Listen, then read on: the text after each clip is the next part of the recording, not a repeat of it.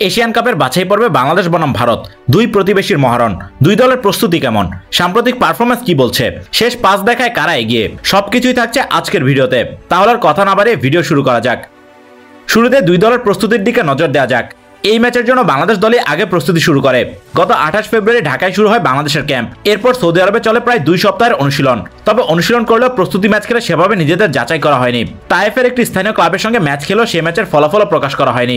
এরপর দেশে ফিরে হয়েছে একদিন অনুশীলন, যেখানে যোগ দেন হামজা চৌধুরী।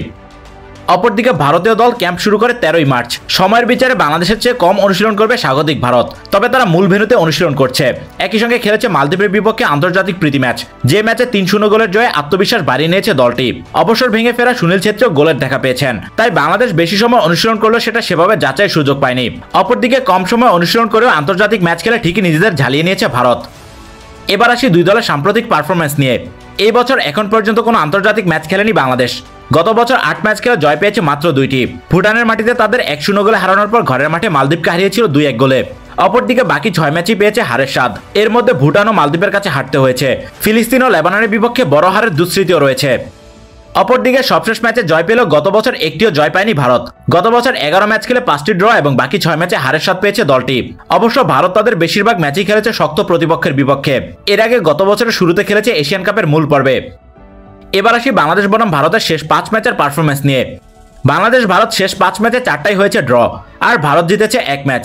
2013 সালে নেপালে সাফ চ্যাম্পিয়নশিপে 1-1 গোলে ড্র করে বাংলাদেশ ও ভারত। এরপর 2014 সালে ভারতের মাটিতে প্রীতি ম্যাচটিও 2-2 গোলের সমতায় শেষ হয়। এরপর 2019 সালে বিশ্বকাপ বাছাই 1-1 গোলে ড্র করে দুই দল। বছর দুয়েক পর কাতারে বিশ্বকাপ বাছাই ম্যাচে 2-0 গোলে হারে বাংলাদেশ। আর সবশেষ 2021 সালে সাফ চ্যাম্পিয়নশিপে পিছিয়ে পড়ে 10 জনের দল নিয়ে 1-1 গোলে ড্র করে বাংলাদেশ। শেষ 5 ম্যাচে 3টি ম্যাচে শেষ মুহূর্তে গোল হজম করেছে বাংলাদেশ। 4 ম্যাচে বাংলাদেশ 80 মিনিটের পর গোল খেয়েছে, তাই এই দিকটায় বাড়তি নজর দেওয়া প্রয়োজন। এবার আসি দুই দলের দুই বড় তারকা হামজা চৌধুরী ও সুনীল ছেত্রীর মধ্যে ব্যক্তিগত লড়াই নিয়ে। বাংলাদেশ ভারত ম্যাচের মূল আকর্ষণ এখন হামজা চৌধুরী ও সুনীল ছেত্রী। নিঃসন্দেহে তারা বাংলাদেশ ও ভারতের সবচেয়ে বড় দুই তারকা। দুই দলই তাদের সেরা খেলোয়াড়ের কাছ থেকে বাড়তি পারফরম্যান্সের প্রত্যাশায় থাকবে। পজিশন ভিন্ন হলেও মাঠের খেলায় হামজা বনাম সুনীলের লড়াইটা যে জমে উঠবে সেটা সহজেই অনুমেয়। ভারতের ফুটবলে সুনীল ছেত্রী নিজেকে নিয়ে গেছেন কিংবদন্তির পর্যায়ে। আন্তর্জাতিক অঙ্গনে রোনালদো, মেসির পরই তার নাম উচ্চারিত হয়। ভারতের হয়ে 95টি আন্তর্জাতিক গোল করেছেন সুনীল। বর্তমানে খেলা খেলোয়াড়দের মধ্যে তার উপরে রয়েছেন দুই মহারথী রোনালদো ও মেসি। ক্লাব ক্যারিয়ারেও নিজের সামর্থ্যের প্রমাণ রেখেছেন ভারতীয় অধিনায়ক। এদিকে বাংলাদেশ দলে খেলার অপেক্ষায় থাকা হামজা চৌধুরীর প্রোফাইল সম্পর্কে নিশ্চয়ই কারো অজানা নয়।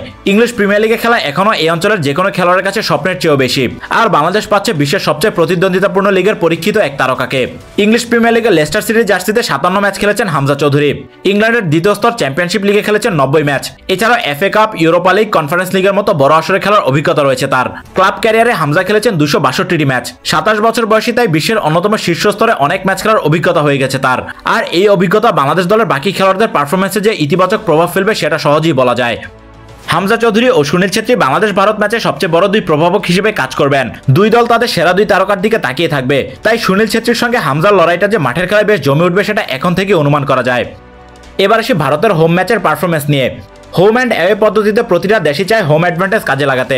তবে ঘরের মাঠে ভারতের শেষ 6 ম্যাচের পারফরম্যান্স খুব একটা ভালো নয়। শেষ 6 ম্যাচে তাদের জয় এসেছে মালদ্বীপ ম্যাচে। এর আগে 5 ম্যাচের মধ্যে তারা 2টি হার এবং বাকি 3টি করেছে ড্র। অপরদিকে বাংলাদেশ দলেরও অ্যাওয়ে ম্যাচের পারফরম্যান্স খুব একটা ভালো নয়। ঘরের বাইরে খেলা শেষ 5 ম্যাচে একমাত্র জয় ভুটানের বিপক্ষে। এছাড়া হেরেছে বাকি 4 ম্যাচে।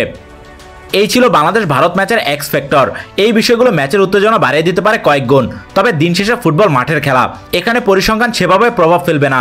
নির্দিষ্ট দিনে যে সুযোগে সদ্ব্যবহার করতে পারবে তারাই হাসবে জয়ের হাসি। তবে বাংলাদেশ ও ভারতের মধ্যকার সাউথ এশিয়ান ক্লাসিকও এখন থেকেই উত্তাপ ছড়াচ্ছে। দিন শেষে কে হাসবে জয়ের হাসি সেটা জানাতে পারেন কমেন্টে।